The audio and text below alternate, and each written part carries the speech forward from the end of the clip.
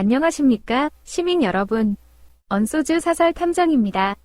오늘 우리가 돋보기를 들이댈 텍스트는 바로 조선일보의 사설, 리 공소취소 거래설 속 리 조작기소 국정조사 바람 잘 날 없다입니다. 기득권 언론이 어떻게 교묘하게 사실을 비틀고 여론을 호도하는지 저와 함께 찬찬히 뜯어보시죠. 1. 현상과 본질 구분, 기사라는 껍데기와 프레임이라는 알맹이. 이 사설이 내세우는 껍데기, 팩트는 이렇습니다. 친여 유튜브 방송에서 이재명 대통령의 공소취소와 검찰의 보안 수사권을 맞바꾼다는 거래설이 제기되었고, 여권 내부에서도 이를 두고 갑론을 박하며 혼란이 일고 있다는 것입니다. 기사는 이를 바탕으로 국가사법체계가 대통령 한 사람의 사건들로 바람 잘 날이 없다고 결론짓습니다.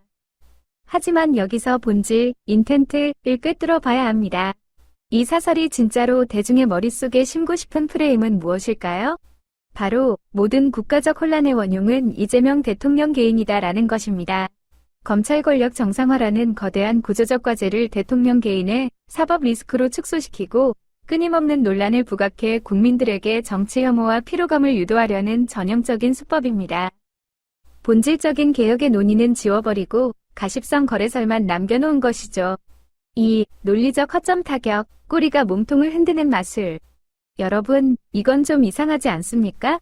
명세기 1등 신문이라는 곳의 사설이 국가사법체계의 중대한 위기를 논하는데 그 핵심 근거로 삼는 것이 친여 유튜버 방송에서 나온 발언입니다.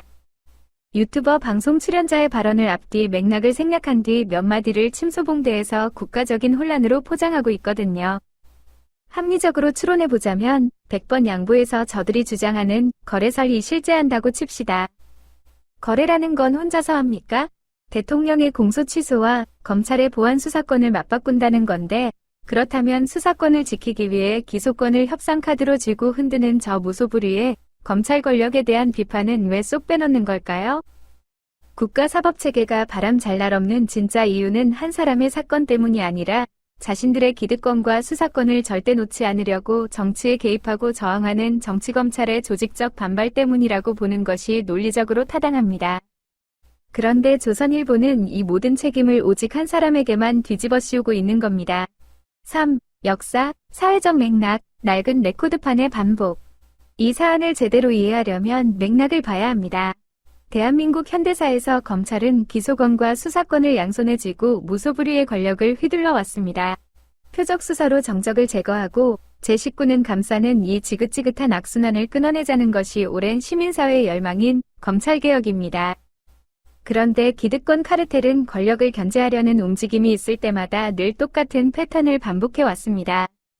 메신저를 악마화하여 메시지를 훼손하는 방식이죠.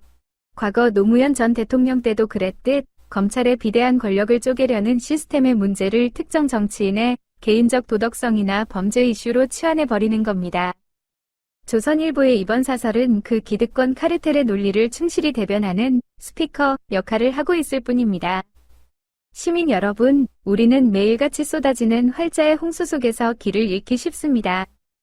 하지만 기득권 언론이 손가락으로 특정인을 가리키며 비난할 때 그 손가락 뒤에 숨은 거대한 권력의 그림자를 볼 줄 아는 것이 바로 언론 소비자의 주권입니다. 저들의 얄팍한 논리에는 한없이 냉정해지되 더 나은 사회를 향한 우리 시민들의 굳건한 상식은 따뜻하게 지켜나갔으면 좋겠습니다. 구독과 좋아요는 진실을 찾는 큰 힘이 됩니다. 다음 시간에 뵙겠습니다.